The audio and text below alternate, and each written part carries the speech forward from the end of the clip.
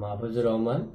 সমস্যাগুলো ছিল বিশেষ করে আমার হরমোনের সমস্যার কারণে আমার মাথার চুলগুলো পড়ে যাচ্ছিল এবং আমি ডাক্তারকে দেখাইছি। ডাক্তার দেখানোর পরে আমাকে ডাক্তার বলছিলেন যে হরমোনের সমস্যা, এবং আমি টেস্টও করেছিলাম।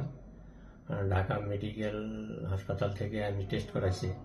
তো যখন ধরা পড়ছিল যে আপনার হরমোনের সমস্যা, তো আল্লাহর রহমতে আমি নভেরাস প্লাস খাওয়ার পরে অনেকটা পাইছি। তার মধ্যে বিশেষ করে আমার এই শ্বাসকষ্ট নিতে বুকের ভিতরে ধরফর করতো বা হরর শব্দ হতো, আল্লাহর রহমতে এটা রিমুভ হয়েছে। আর আরেকটা হয়েছে যে মাথাটা আমার প্রচন্ড গরম থাকতো, এবং নামাজে পড়লে বা 10 মিনিট বা 5 মিনিট হয়তো একটু রেস্টে আছি, তখন বসে থাকলেও ঘুম ধরতো। তো নভেরাস প্লাস খাওয়াতে আমার আল্লাহর রহমতে এখন আর 2-3 মাস থেকে এরকম আর সমস্যা দেখা দিচ্ছে না, এবং আমি খুব ভালো পাইছি। ড্রপ নিতেন নাকি? হ্যাঁ, আমি আগে বিশেষ করে একটু গরম লাগলে সর্দি লাগতো এবং ঠান্ডা লাগলেও সর্দি লাগতো।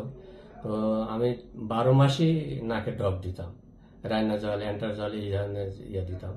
কিন্তু এই আজ 3 মাস থেকে এই নভেরাস প্লাস খাওয়াতে আল্লাহর রহমতে আমার আর সর্দি আর এরকম নাই, ঠান্ডা লাগে না, এবং রাতে ঘুমও হয়, মাথাও ঠান্ডা থাকে। তো আমি মনে করি যে নভেরাস প্লাস এটা তো আপনি কিভাবে খেয়েছেন? এটা আমি খাইছি সকালে খালি পেটে খাইছি, আর রাত্রে খাওয়ার পরে খাইছি। এবং আপনি কফিও খেয়েছেন? কফি আমি খাইছি। এনার্জির ক্ষেত্রে আপনি ভালো। কফিটা খাইছি 10টার দিকে নাস্তা করে। যেরকম ভাবে কফি খাই ওরকম ভাবে আমি কফি হাফ চা সিড খাইছি, আর পরের দিনে আর এক হাফ চা সিড খাইছি। এরকম ভাবে 2 দিনে 1 চা সিড খাইছি।